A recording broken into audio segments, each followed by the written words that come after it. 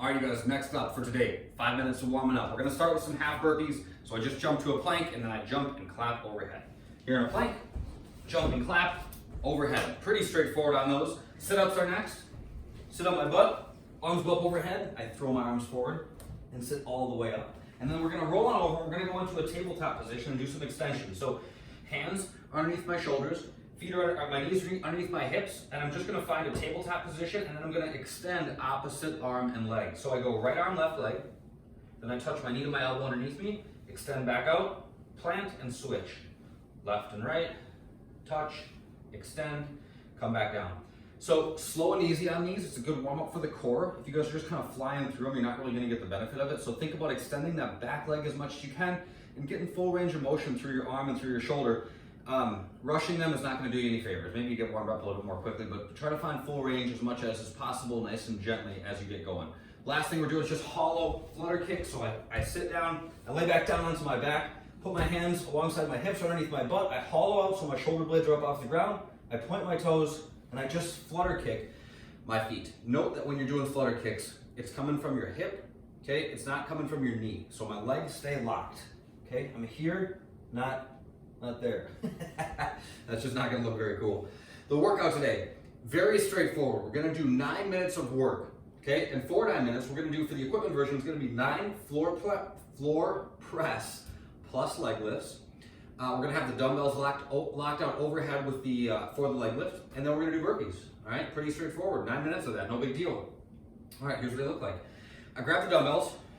I'm gonna put them, depending on how heavy they are, this might be kind of a pain in the butt to get set up for, so I like to put them on top of my thighs, and then as I lay back down, I get them into position overhead. So I lay back down, and I get them up to overhead. Okay, so this is my start position. I like to keep my knees bent when I start, but I'm gonna straighten them out before I do my first rep. So it's a floor press plus a leg lift. So I come down, touch my elbows to the ground. My arms are about 45 degrees away from my ribs right now.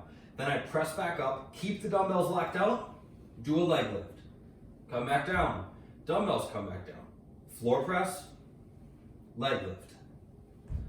Floor press, leg lift, okay? So some things you guys can think about working on here for these. Keep your abs on tension. What's gonna happen if you don't is you're gonna start to overextend. Your back's gonna lift up off the ground. Then we're just kind of more pulling with our hip flexors to get our legs up as opposed to using our core to get that motion to happen. So keep those shoulder blades. Think about lifting them up even if they don't physically move off the ground. Think about that motion that's gonna turn your belly on so that you're using that to move your legs. Second, these don't need any introduction. Burpees. We're gonna jump our feet back as our chest comes down to the ground. Then our feet jump back and we jump and clap overhead. Watch my feet. When I go back, that just remind me of that. So what's that old, there's some song, watch my feet, that remind me of that. When I plant my hands, watch my feet, okay? My feet are gonna stay flat. I'm not coming up like this. Bam, my feet are still flat. When I come back, when my feet jump back, flat again, all right? So a lot of times I see people up in their toes the whole time. Keep those feet flat. Think about using your squat stance as you burpee. All right. The bodyweight version is going to be the same thing, but we're going to do 15 leg lifts instead of 9 because we're not adding in the floor press. So 15 leg lifts and 9 burpees. If you're doing the bodyweight version, do your leg lifts like this. Hands, I like to put my hands underneath my butt, and then I lift my shoulder blades up. So that same hollow position we were using for the hollow flutter kicks in the warm-up is what we want to use when we're doing our leg lifts. Again, that just ensures that our back is in a nice strong position, that our core is turned on, so on and so forth. So keep those shoulder blades up to keep your body in a strong position. Bam! The fun today. We're gonna do 3 rounds of 18 dumbbell rows and 12 alternating single leg deadlifts, okay? So the rows are gonna be done in a plank. The trick in these is not just to row the dumbbell, but to try to keep your body in a strong position as you do that. So I like to go, I'm not gonna go feet straight up together, but I'm not gonna go super wide with them either. I'm usually at like hip, shoulder width, something like that. Excuse me, the rowing motion is gonna be to here. Okay, I'm thinking about pulling to like the bottom of my rib cage, something like that. I'm thinking about lifting my elbow up back behind me, not letting it pull out to the side. I'm not like lifting the dumbbell up to my shoulder. Bam, just like that. Then I set that one down and switch sides. So it looks like this. Try to keep your hips level, pull and plant, pull and plant, back and forth. Each time you row, that's 1 rep. For the single leg deadlifts, we're gonna stand on one leg. So I'll stand on my left leg. Actually, my right leg is tight. I need to work on this one. I'm gonna stand on my right leg. I'm gonna lock out my left. My left leg is the lifting leg, okay? It's a lot, it's a mouthful right there. I'm gonna fold, lifting that left heel up, find my balance, and then come back up, okay? You can do this with weight, you can do it without. I think that there's plenty of benefit in doing it either way, as long as you're feeling for tension in the back of your leg. So as I start to near the bottom of each rep, I can really feel the back of my leg going on tension. Super important. If you don't feel tension where you're looking to work, you're not going to be working those muscles. So make sure that you're feeling for that. If you're having problems with it, think about sending your hips back more. All right. So if I'm standing on my right leg, just a soft bend in the knee here. Okay. I'm not doing a squat. It's ever so slightly bent.